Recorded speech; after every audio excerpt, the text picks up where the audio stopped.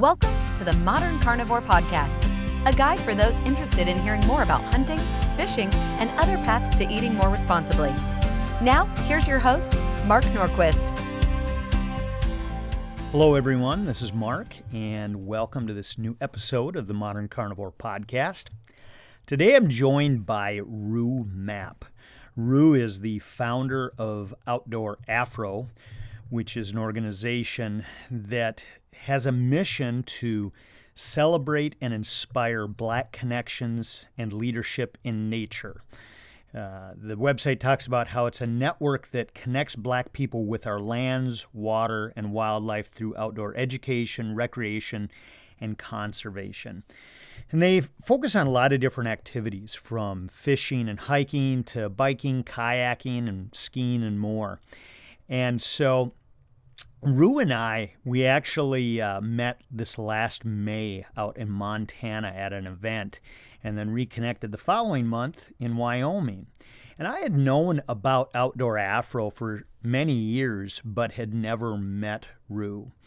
And now I'm seeing her everywhere. She just came out with a new campaign recently with Venus Williams as part of Outdoor Afro. She's created a new clothing line in partnership with REI that was announced, I believe, just last week. And she's also started hunting.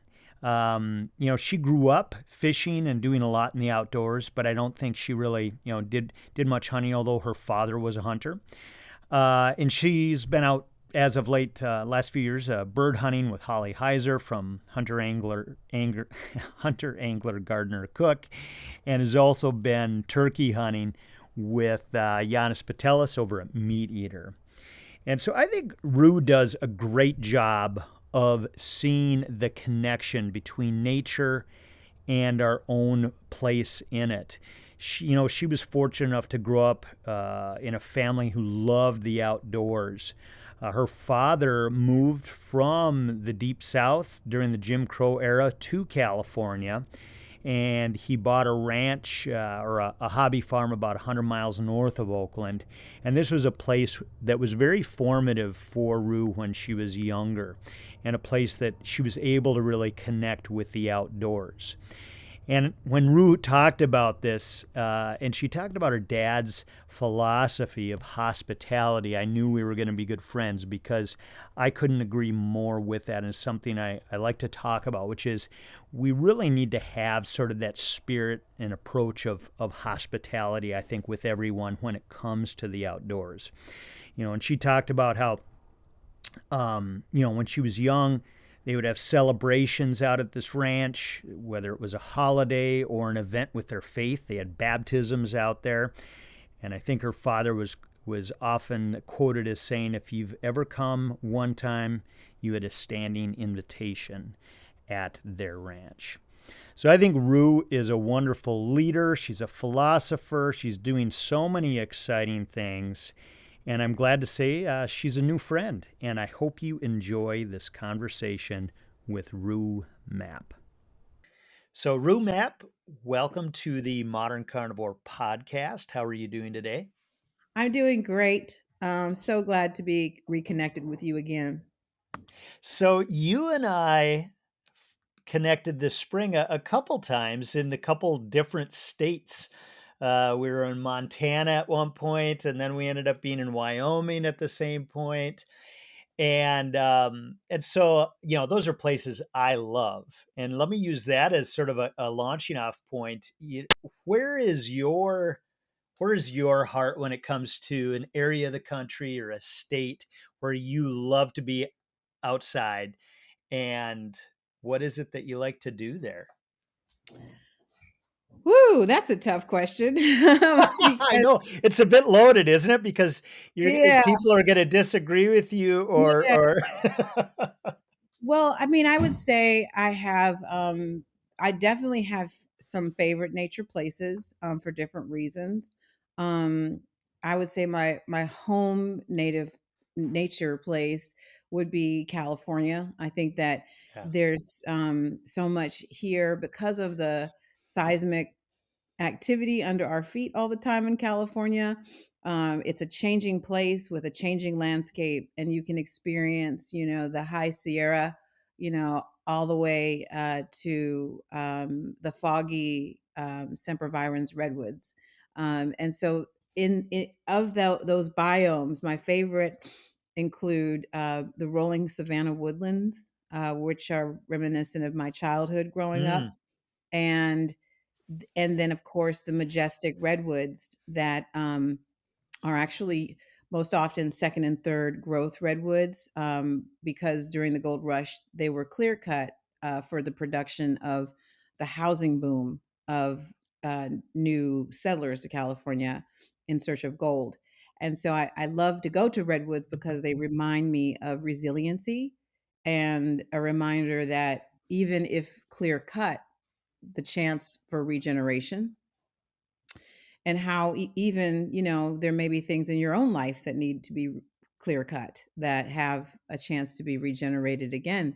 And so the way that they grow so tall and strong is because of their interlaced root system beneath the surface, and that's what helps them to grow tall. And there was a little girl who went on a hike with me, and I had this rare opportunity to actually see the root system of this cluster of redwoods who were growing from the edge of this overhanging cliff.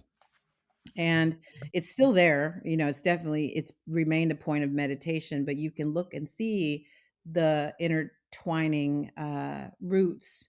And then you look all the way, you crane your neck all the way back, and you can just see like the tree going up as far as you can see up toward the sky.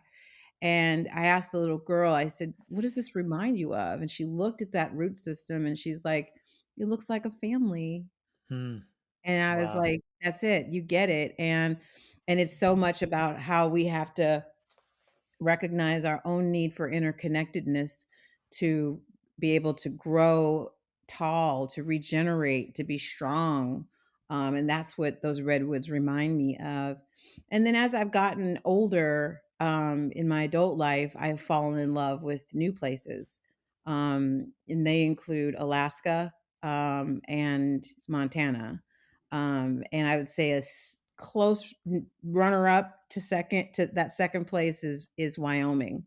And those landscapes also just present so much, like in me, like a sense of awe and possibility. But particularly in Alaska, you know how like you can be homesick for a place? Like when I left Alaska, I actually was like in tears because I was feeling Alaska sick, in Mm. that kind of wild, that true last frontier wilderness where you can still go and create a whole new future for yourself with often your own bare hands, was just not something that you get to see and experience in modern life. And I felt just a deep connection to that land and that wild that still that always remains with me. Wow. Yeah. All awesome places. So let's step back for a moment and talk a little bit about who you are, what your mission is, and as I know from our past conversations, as a little forewarning for everybody, this is going to be a deep philosophical discussion today because those are the things that you love talking about, and those are the things that I love talking about. How the outdoors connects philosophically, I think, to everyday life. But you've said, I believe, that your mission or goal is to reconnect African Americans to the outdoors, people of color to the outdoors in these great spaces. And so maybe if you could talk a little bit about your childhood growing up in California, and how that really was the spark that got you to where you're at now. Yeah, I mean, Outdoor Afro is so much about a celebration of the Black American experience, right? Like that is so American. It's just, and it's so like it's so deeply rooted in my father, in his story, growing up in the South, migrating to California as many Black people did during, between roughly 1940 and the low 70s, coming, from these places where they were experiencing both social and economic hardship and a cap on what was actually achievable, and this strong desire to want more, to want better for themselves, and moving westward in search of that. And so I ended up, having the chance to grow up, in this framework of possibility and can do. And my dad also brought with him to California not only his, desire for new life, but also his love for the outdoors. And so he was a true outdoorsman. He hunted, he fished, and loved those activities so much that he really invested in this base camp, if you will, or a hobby farm about 100 miles north of Oakland. And it became really my place of outdoor adventure, but also I learned about hunting and fishing. I was, catching fish at a young age, and on top of all of these wonderful moments of nature exploration, I also had this chance to experience the power of hospitality and how my dad welcomed everybody of all walks of life to that place, that ranch, and how people experienced over and over their peace, their joy, their awe, their community. And it was always a celebration of faith. We would have church services. People actually get baptized in our swimming pool from time to time. But there was also like all of our holiday celebrations, and there was just this general feeling of homecoming. And my dad had this statement around being like, if ever you've come one time, you had a standing invitation. And for him, that meant that you were always welcome. And so I grew up with all these incredible values and lessons in the outdoors, and really felt that that story was not being told, that there weren't that there was somehow this new narrative out there that Black people didn't have a relationship with nature, that we didn't like the outdoors, that we were not, exercising our rights to enjoy these outdoor spaces that belong to everyone.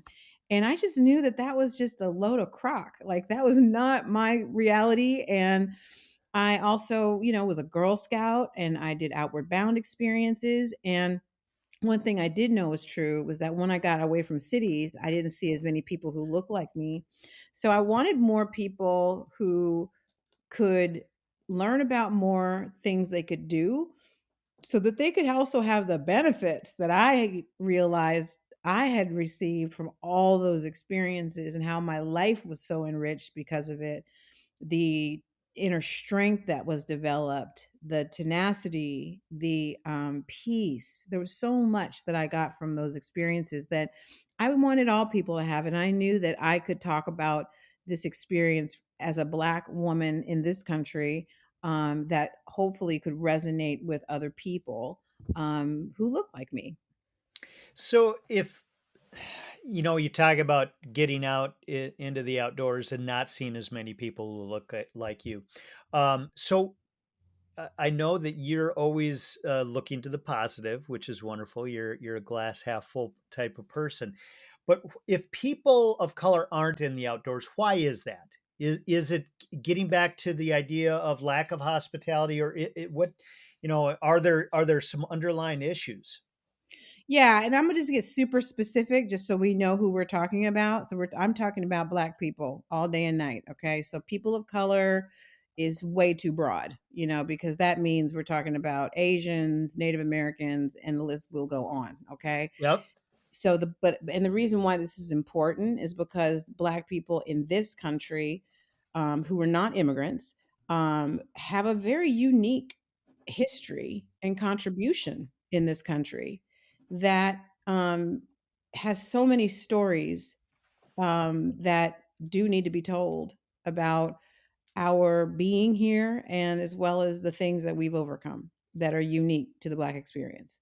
And one thing is true, that there were signs that said Black people could not go to this park.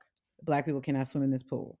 We can turn to the plaintive lyrics of Billie Holiday's Strange Fruit to remind us that bad things happen to Black people in the woods.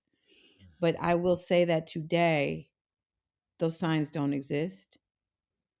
And we don't have to worry about those things in the way that we might have in the 1950s.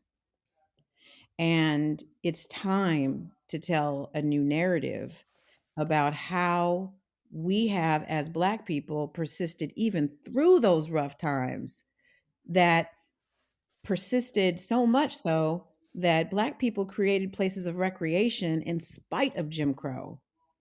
There are places like Lincoln Hills, Martha's Vineyard, Lake Ivanhoe, and more, that people created these. And these are like people who were, the professionals of their community who bought land and set up shop to create places of recreation for people to learn and enjoy fishing activities and other boating activities, to camp, to feel belonging.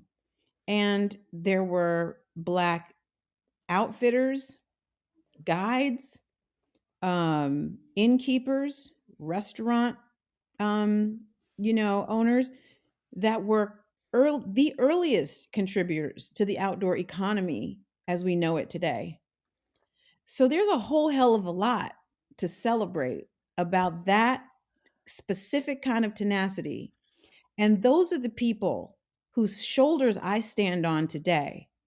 And is why Outdoor Afro is deliberately focused on celebrating and inspiring Black leadership and connections to the outdoors.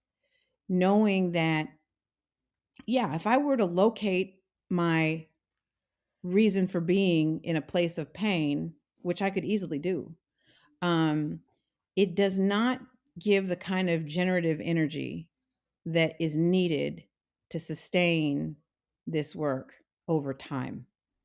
You can only hold the fight stance for too long, and then your arms get tired.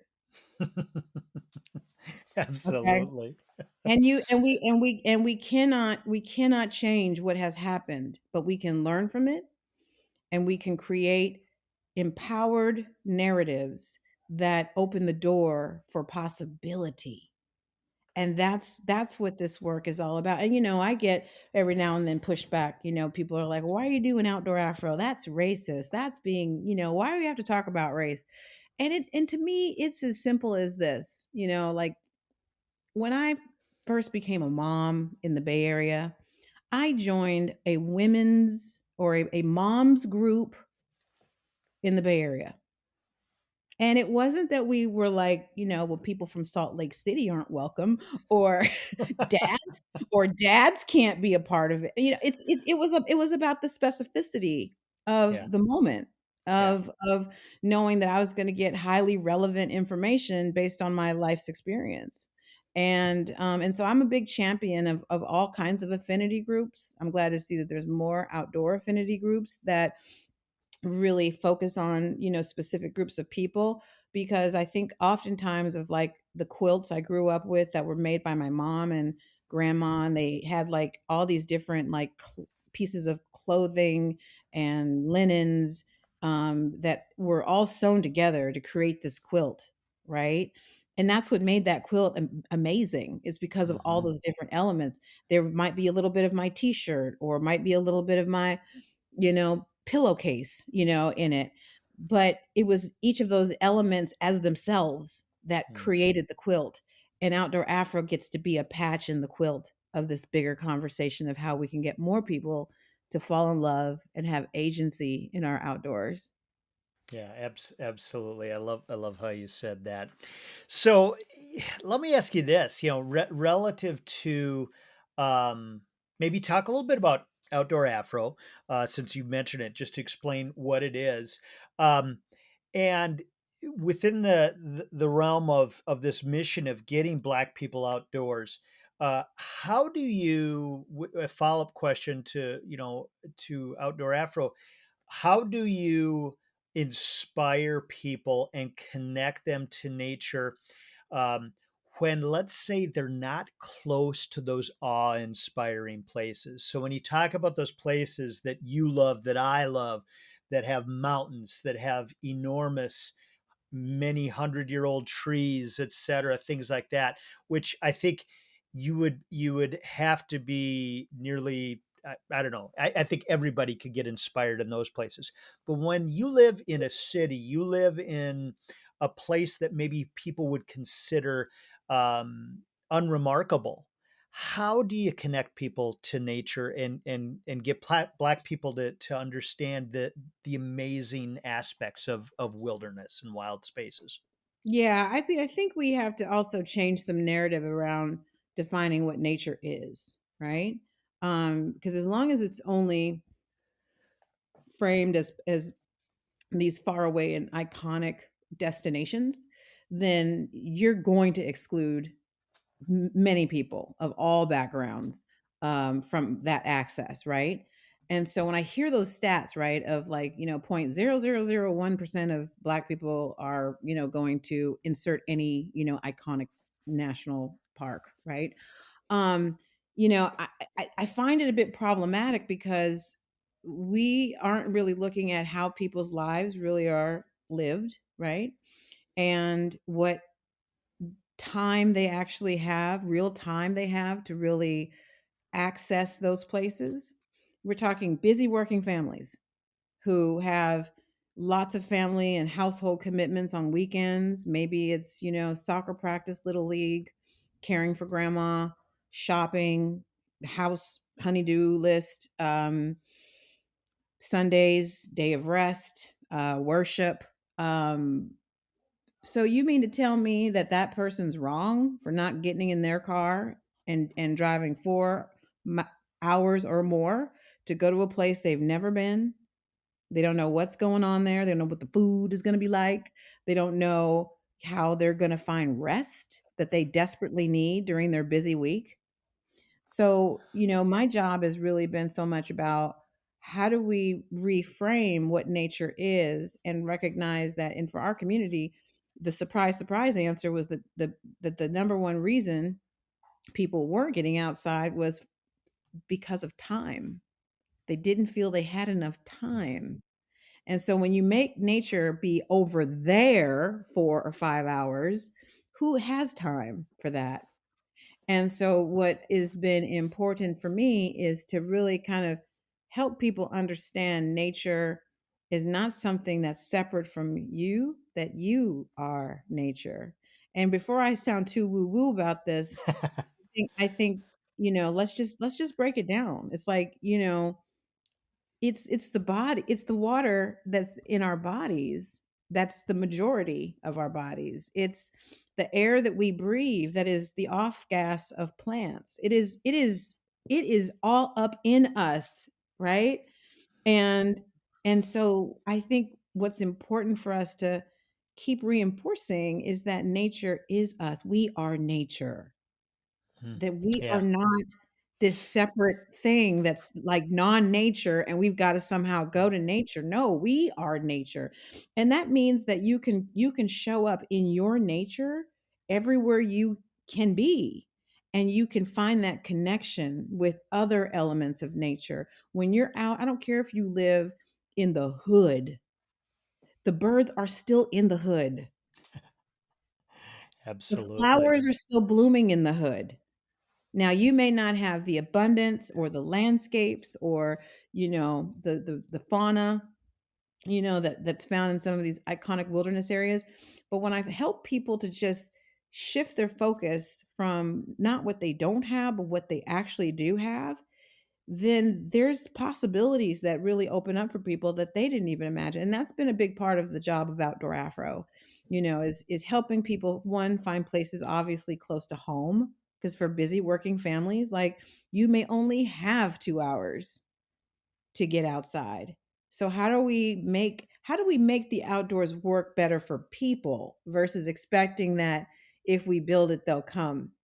And I think, nature and wilderness has a PR problem where we have just not done a good enough job as, say, Disney or Carnival cruises to help people prioritize coming, saving their resources, their time off to be able to enjoy some of these places. And so I think there's just a new way that we should talk about, another way that we should talk about who has access, and really celebrating the ways that anyone has access to that nature that is within, but also that nature that's really close to home. So I completely agree with you in terms of the PR challenges. And I also like in terms of the changing the narrative of the assumption of you need to travel to these iconic places. I had a gentleman on the podcast a few weeks ago, a friend locally here, Tyler Winter. He's promoting going after rough fish while fishing, and he talked about how guys are talking about taking big fishing trips, hours and hours away, either flying or driving. And he said, you've got all these opportunities right in your backyard. He literally goes out almost to his backyard, can take his car just down the street and take his kids out in the Mississippi and go after these fish, these really hard fighting, unique fish. But let me ask you this: the analogy you made, or the comparison with, let's say, amusement parks. I think there's a challenge sometimes with people of selling the idea of hard work in tough conditions when opposed to spoon-fed entertainment of, let's say an amusement park. So what's your thought around that, and what have you seen as either ways that challenge is really an impediment, or you've been able to overcome it with people and convince them that, no, you know what, this bug infested place where you're going to get muddy, your muscles are going to be sore, etc., you're going to love it. Yeah, no, I definitely don't sell that.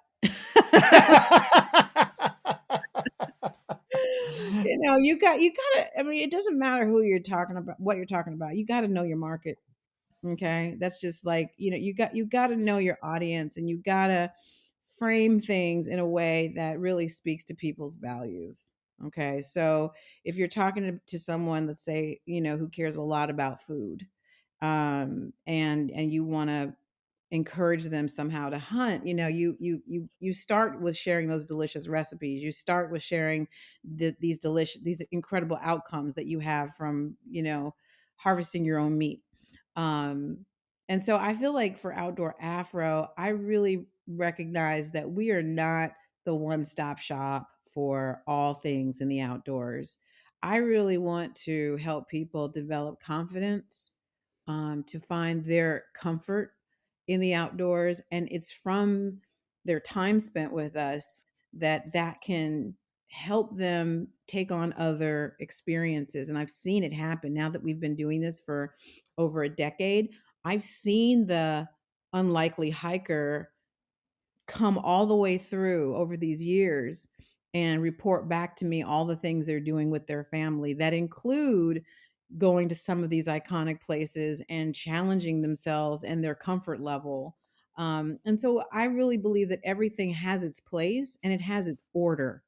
And you are right that if you sell the outdoors as hardship, as as like imitating like destitute situations that so many people are battling to not have in their lives, then you're gonna lose. But if you sell the things that I know people care about, like community, like being smarter about their food choices, um feeling peace, and the mental health benefits that come with time outdoors, then you're gonna really, I think, inspire people to want to try. And then that's why so much of the work we do is not just about getting our own little groups of people out, but it's about amplifying that joy out into the world, so that you look at all those smiling faces on our Outdoor Afro feed and you're like, yeah, I want that joy.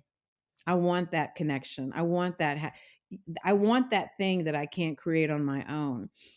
And I think you're right. There is a huge difference between, people going to an experience to be catered to, right? But certainly, you can go to certain hunt clubs and be absolutely catered to at the right price point. And so and you can have camping experiences where you can be absolutely more comfortable than just roughing it. And so I think it's been important for us to educate people on the different levels that they can embrace depending on what their needs are. And trust me, there's something for everybody when it comes to the outdoors. I don't care if all you like to do is go to tailgates for your favorite football um, organization. When people are outside tailgating, they're using all the same camp equipment. They're using like they're it's like day camp for grown-ups, when I see scenes like that. And people are having the fellowship, they're having the community and they're cooking outside over open flame. I mean, all of it. And so I think we just have to reframe and really meet people with their values when it comes to the outdoors. So you've mentioned, I believe I when I was looking at some different videos and things of you, you had mentioned that you love how nature slows us down.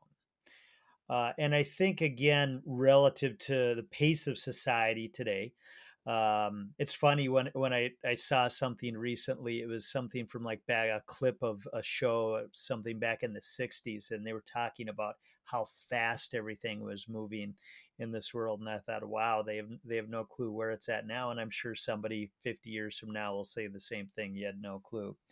But how does how does that slowing down benefit us individually, and as you talk about fellowship and community, which I think those are two sides of the outdoor coin, which is I think there's with that slowing down, with that quietness, there's an opportunity for personal reflection to really get in touch with whatever that space is solo, but also to connect with others who are part of that outdoor experience with you. So, how do you think that slowing down really promotes the fellowship and community, or the personal connections?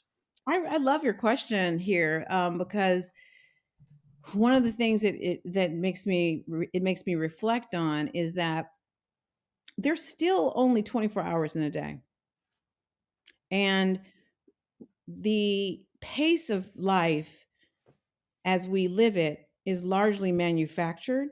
It's not a circadian, it does not flow in a circadian 24-hour cycle. And when you're in nature, it forces you, especially over a prolonged period of time, to sync up with the true pace that the cycle of life is actually happening in. Yeah, love it. And And so I feel like when I one example is like when I go camping with people, and I used to go to this family camp with my children every year, Feather River Family Camp in Quincy, California, which is a city camp for Oakland residents. And I just remember the depth of connection that I experienced with my fellow campers that took probably a good 2 days to kind of break through to, because you feel that itchiness, like my phone, my checking my phone, just different habits that we have become accustomed to in our day-to-day life. They all start to Many of them start to fall away. I mean, you still need to eat and sleep and all that good stuff, but a lot of the things that we fill our lives with become less and less relevant when you're out in these wilderness settings. And every time, there's something that happens where everybody gets in sync, and there is a connection that we're able to plug into with one another that's not even available back at home, because we have all of these other distractors that keep us. And there's this anthropological term called deep hanging out that I learned from um, a colleague of mine, Malcolm Margolin, who led Heyday Press back in the day. And he wrote about deep hanging out, and it's just this practice of being able to just be with people. Hmm. And I only saw the same families that one summer, at 1 week in one summer, every summer for some years. But it was out of that deep hanging out that we actually became lifelong friends in a way that is so different than even people I spend more time with, who I see more frequently, because I just get to be with them and they just get to be with me. And I think that is the clutter that nature gets to clear away from our sense of, time and busyness and presence, and helps us sync our sleep up in a different way. I get really great sleep when I'm out in wilderness situations, except for Alaska in the summertime. that's, that's Because when you, it all goes. That's when it all goes out the window. I'm like, it's 11, really? But no. But generally speaking,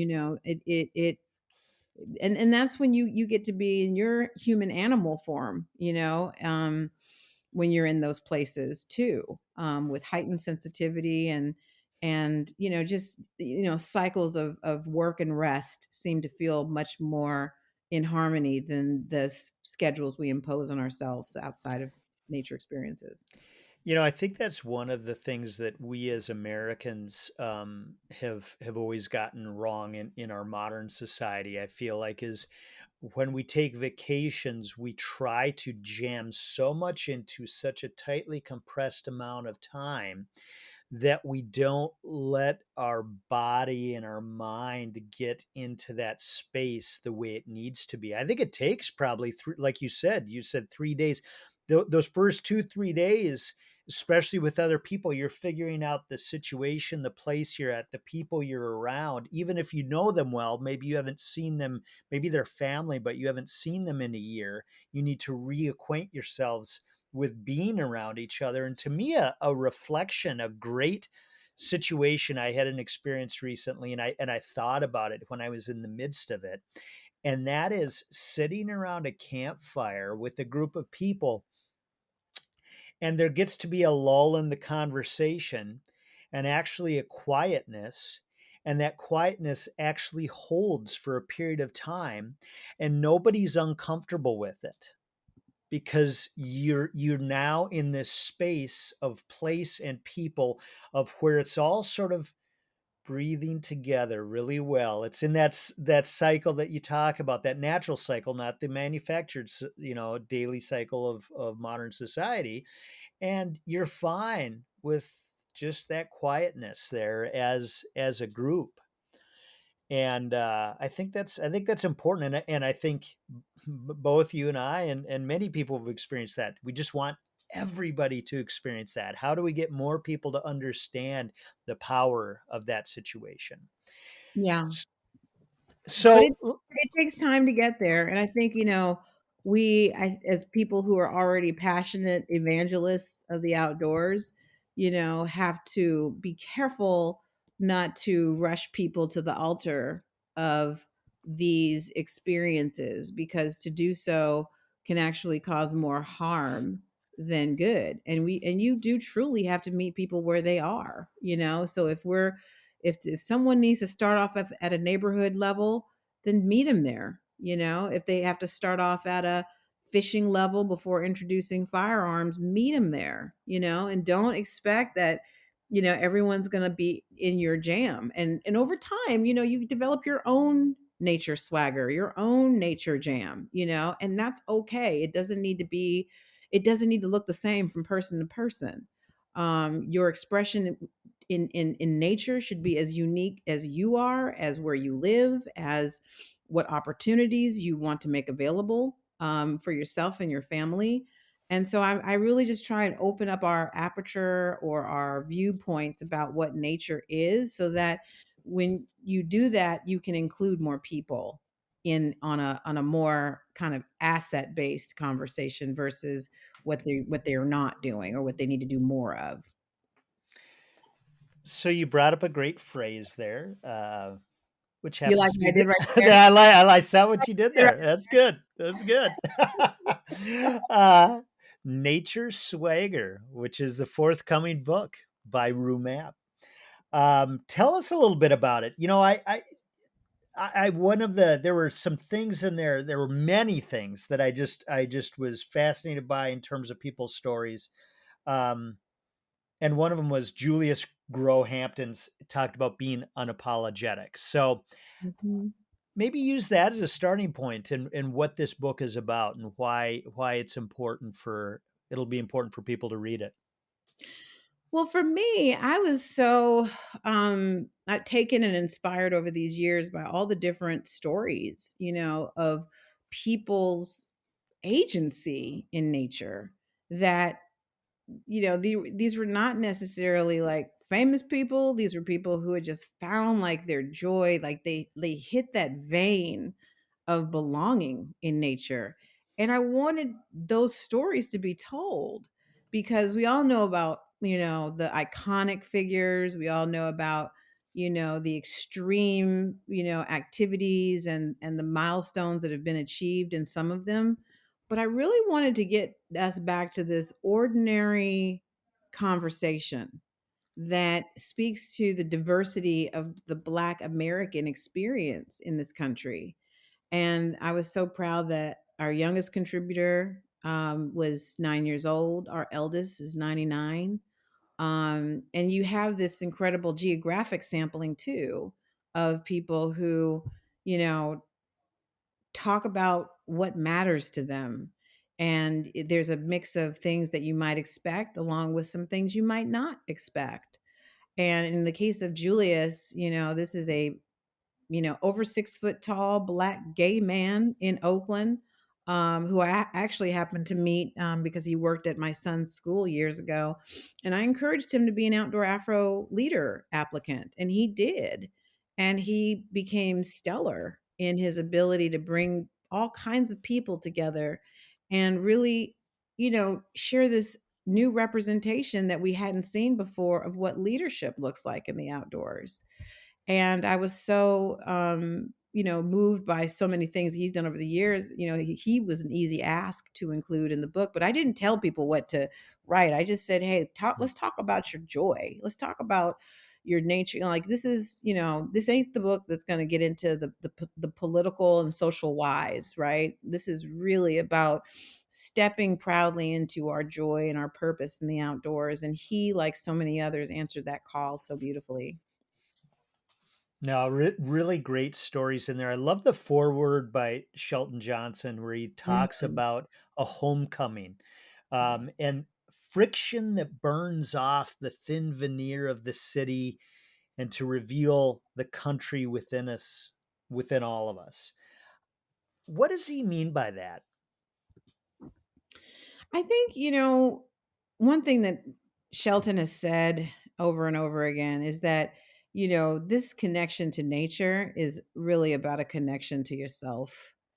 And when you are out in these places in your humanity, in these nature places, it it's not only an expression of your belonging, but it's also an expression of your interconnectedness to other humans, that you can connect with through time immemorial, to other species that inhabit the earth.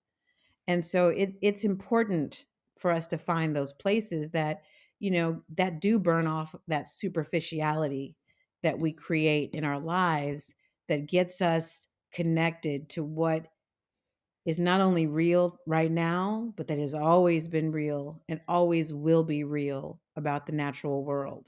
And we can forget about our connection to it, being so in our holy humanness, that we're just animals too. Mhm. Um, and we have, our role and responsibility as such. Yeah, no, absolutely. I think the ability to put us in our place and give perspective is important, and I think that does happen in the outdoors. I love Pandora Thomas said, she found out that God and spirituality were also in nature, not just in church. She grew up in a church family, And I've told this story oftentimes. My dad had a placard of this wooden placard on the wall of our cabin growing up. So for me, our family cabin was like your ranch, where I spent all my time outdoors, and just it was a big part of my connection to the outdoors. And this little placard said, it's better to be fishing and thinking about God than sitting in church and thinking about fishing. I love that is perfect. I need that sign in my life. Isn't it great? And I mean, I think it says so many things on so many levels. And so I mean, if you I guess one of the other things I just wanted to bring up before we run out of time, because I know you've got something else to go to, but you personally, your journey continues to evolve in the outdoors. You know, you grew up in Oakland, California, with a father who hunted. You got into camping as a young adult, did Outward Bound, have visited the parks, um, and so I think you had some hunting in your background, but you've sort of deepened that in recent years, right? And so maybe talk about that a little bit of how does hunting fit into your outdoor journey, and why is it important? Yeah, I mean, I feel like I've been talking about that part of my background from the very beginning of Outdoor Afro, and really anybody who'd ever, I mean, you listen to anything I've been talking about since 2009, and I always bring up my dad and hunting and fishing. And it's something that I've wanted to get back into, but it is and was extremely hard to do so, especially now that my dad's passed on. Many of the uncles have passed on, and we all know that people learn to do things through repeated experience, and oftentimes most successfully when they have access to their teachers, like someone in their home or in their family. And so I didn't have that. And I'm in California, which is not known for its hunting prowess, unfortunately. And I struggled to find community. And so it's been a desire of the heart to be in the practice of hunting for almost as long as Outdoor Afro. And so it wasn't until the last few years with being able to connect in with the good folks at Meat Eater, who led me by exposure to my own hunting mentor Holly Heiser, where I was able to really get in there and just embrace the learning curve and the experience curve in a very different way. And so I refer to myself really as a born again hunter, because it's not altogether new and I'm not altogether new to outdoors. But even for someone like me who, knows how to get around, knows how to network, it still was really hard. And as you know, there's so many things to learn that all have to work together to be both humane and lawful. And so and I'm still learning. I mean, it's a life journey. And I think now I've gotten a bit more clear about the types of hunting I like to do, and certainly, now that my fiance, is hunting, I have someone to do it with in my home. And so, I have solved for a lot of the challenges that I know are really tough for new hunters to gain entry and access. But yeah, I mean, and also too, I felt more urgency, I'd say, in the last few years, because I felt like that was a part of my story and a part of my dad's story that I really wasn't serving well, and that I wasn't going to serve it unless I had the experience. And so it was almost like, I can I can, more than anything else I've done in my professional career, I feel so strongly my dad's presence in it. It's like, I'm not trying to be spooky or anything, but like when I came down off of that hill, that Sonoma Hill, and I had that turkey slung over my shoulder, I just felt like awash with my dad's approval. It Love it. was it was just a stunning moment of looking out over into that valley and in that misty morning, and just knowing I was doing the right thing all the way to my just soul core. And so I feel like it's not just about the role I can play as a somewhat public person to influence more people to hunt, but it's also the calling that's it was within my own life, and how I get to rekindle that fire in my own generational threads so that my family doesn't lose it again. That's wonderful. I love hearing that. I have the most important question of our conversation is, do you know if the walk-in smokehouse that your father built at the ranch is still standing? Do you still have that place in the family? Yes and yes. I actually took a picture of it and sent it to my well, who everyone's friend is, Giannis Patelis, because we went on a turkey hunt, different than the one I just described, but just as much, if not more, powerful of an experience. And we actually went to the family ranch and shot some footage, and I took them to the smoker, and there's still like twine hanging from the bar, and just you can see like my dad, who was not an educated person. My father probably had no more than an eighth grade education, which is still hard to gauge because this was Jim Crow South style education where everybody was in one room, and so he, like a lot of people, didn't really get educated, but he was absolutely an incredible carpenter and builder and could create anything. And he built me my first bed with like drawers that came out. And there's so many artifacts all over the ranch of his hand and in building things, and not just building things for utility and functionality, but also building for aesthetic beauty as well. And he was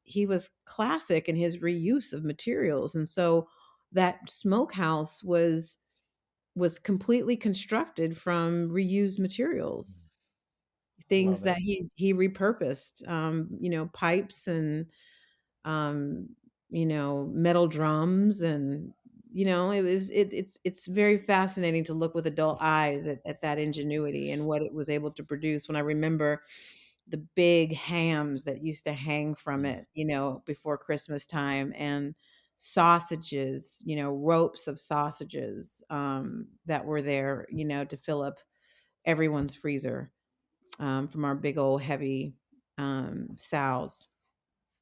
That's great. I'm glad to hear it's still standing. When I read that he had built that, I'm like, I hope it's still there. It was I should. important. I think I have a picture of it. I think I'll text it to you.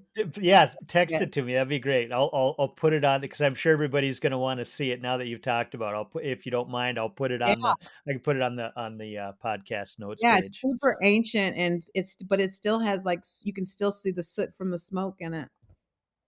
I think those connections are important, the way you talked about the spirit of your dad, feeling that when you're walking down the hill with that turkey. I know what you're talking about, and I think you know it's that's the part that's important, but it's also cool when there are these things like the smokehouse and other tactile things that represent that history. This last weekend I was up at my family cabin and I uncovered it back in the garage. My grandfather's Duluth pack, which is literally from the 19 teens, probably this very, Wow. very old Duluth pack.